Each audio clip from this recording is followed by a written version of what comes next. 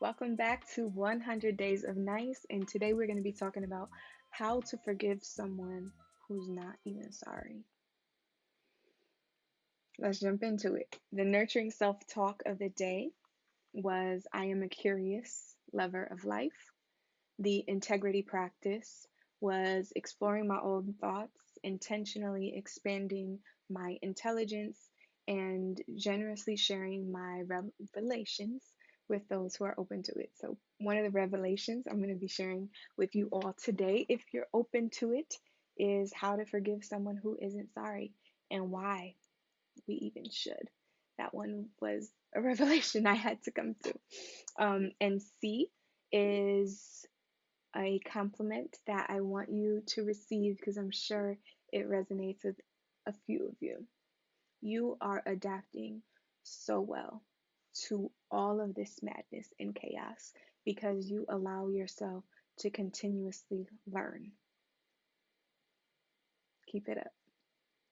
The E was emotional intelligence, and I was emotionally experiencing a sense of I was feeling energized and I was feeling clear mindedness, which were very welcomed and needed emotions that day. So I am grateful for that experience. So I was reading Sacred Woman by Queen Afua.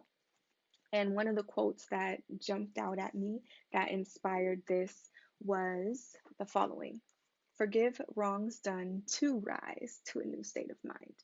So it jumped out at me, so I chose to reflect on it a little bit.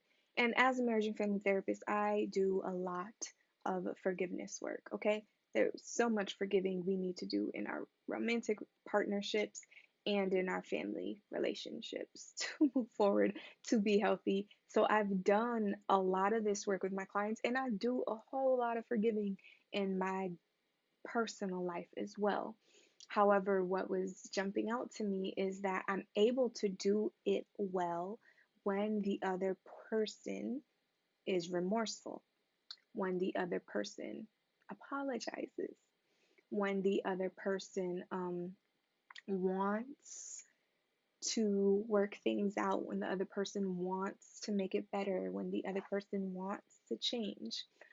I know how to ride that wave. I know how to use that energy and redirect it into rebuilding trust, into reassurance, into building a more secure bond in the relationship, into reprocessing our previous thoughts and beliefs, and all of that good stuff.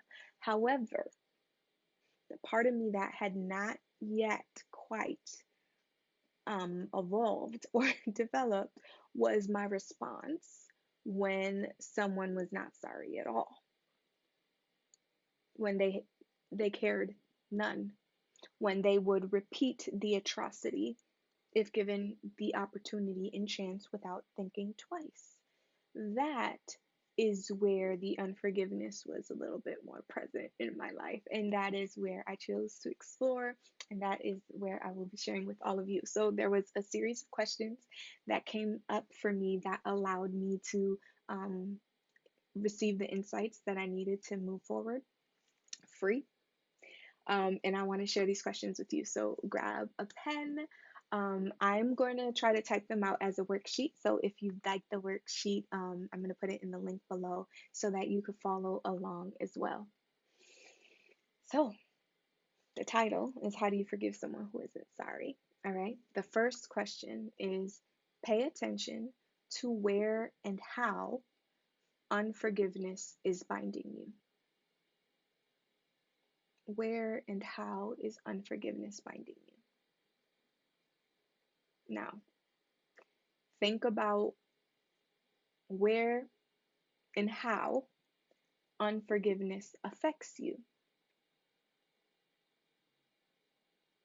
and in what ways does unforgiveness feed you? Now, this might sound a little counterintuitive, but if unforgiveness was all bad, we wouldn't hold on to it for as long as we do. So think about the ways that unforgiveness is feeding you. In what ways is unforgiveness benefiting you in any kind of way? Think about that. How in any ways unforgiveness is serving you? What's allowing it to stay there a little bit longer? I'm going to share a little bit of what came up for me. And as I was reflecting on some of the work that I've done with my clients, what I noticed would come up for them as well. And if it relates, write it down as part of your answer. If not, just allow it to fire some other neurons for you and figure out what your answer is. Maybe it feeds your need for justice. Maybe unforgiveness feeds your need for justice. Maybe it feeds your need for fairness. Maybe it feeds the need for validation, for acknowledgement, etc., etc. Maybe, maybe not. And if it's not, then what does it feed?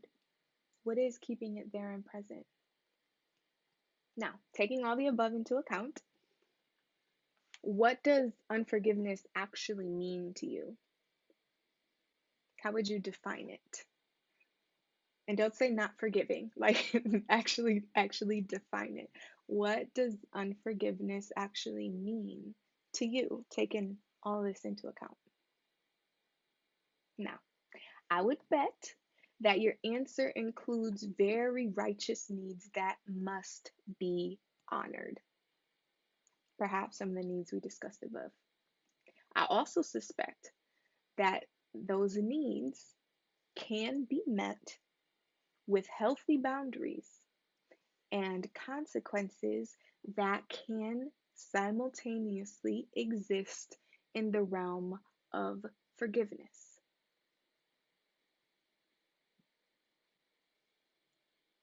Now, unforgiveness is, I'm going to do a little metaphor here, is like a string that ties the other person to our psyche. It ties the other person to our heart. It ties the other person to our emotional selves. They have a lot of access and power over our emotional state when we are operating from the place of unforgiveness. Their access to our anger, to our rage, to our fear, to our anxiety, to our suspicion, to all of those things. They have a pretty strong string to our emotional selves. They also have a string when we're practicing unforgiveness that a lot of times ties them to our capacity to relate and connect to others. Now, when I kind of visualized and had this insight, that sparked and motivated the I live a resilient life. I am empowered. I am always growing and developing. And so having that realization was motivating me to be like, snipping all of these ties. I will not be carrying the body weight of these people. So, cue forgiveness. Forgiveness allows us to break those strings, to cut those ties, and decide what we want to do with that string. Will I let it fall away?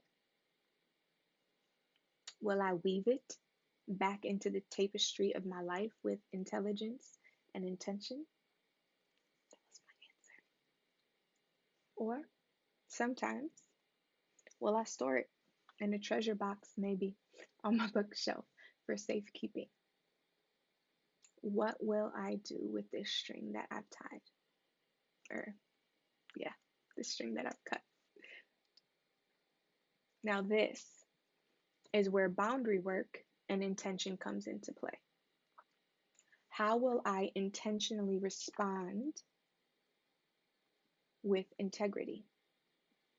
So this person no longer has these ties to me, right? However, I now understand through these questions that forgiveness and trustworthiness are not the same thing. Forgiveness and reconciliation are not the same thing.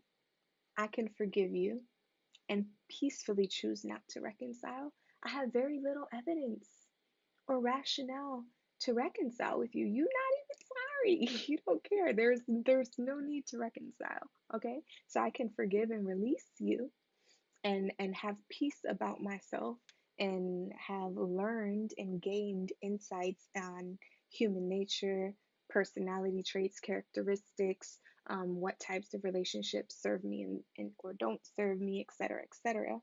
I can forgive and not be moved or emotionally controlled by you, because I have forgiven you without allowing you access to me. That's where that boundary work comes in.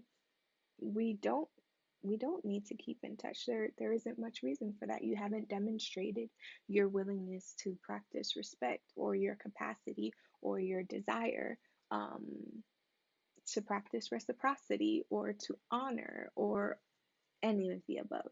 And so being able to differentiate and define, okay, what is it that I was really trying to get met? I was just really trying to, be in a honoring relationship. I was just really trying to be respected. I really needed some consequence. I needed there to be some consequence for this action because I refuse to go back to same old because the lesson was clear. This is not a safe space for me. We can absolutely honor those things and practice forgiveness at the same time, releasing that person, um, from having control and access over all of these things. And so doing that, that allowed me to more in more healthy ways honor the needs that, unforgiveness in its clunky way was trying to satisfy for me. And now I could satisfy those needs with more intelligence and intention and feeling of lightness about me because I'm no longer carrying around all of these, I was going to say dead bodies, but that visual was very morbid. But I hope you get my point. So let me know if this was helpful, what resonated most with you, and above all, be nice to yourself. Okay? See y'all next video.